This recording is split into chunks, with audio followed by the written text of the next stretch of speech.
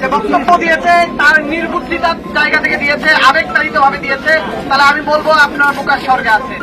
কারণ এটা একটা খুব বড় একটা ষড়যন্ত্রের অংশ। কোন ষড়যন্ত্র আজকে বলে দিতে চাই, শেখ হাসিনাকে গণঅভ্যুত্থানকে যে মুখে ধারণ করে না, বিপ্লবীদেরকে যে অস্বীকার করে, তারা রাষ্ট্রদ্রোহিতার সামিল। এই গণঅভ্যুত্থানে বিপ্লবী সরকার রাষ্ট্র গণঅভ্যুত্থানে যে অস্বীকার করে, রাষ্ট্রদ্রোহিতার অস্বীকার করে, তারা রাষ্ট্রের কোনো ফায়দা নিতে পারে না।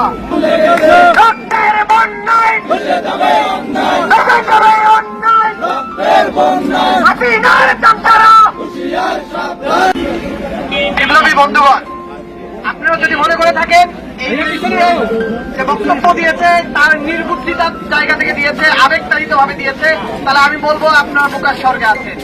কারণ এটা একটা খুব বড় একটা ষড়যন্ত্রের অংশ।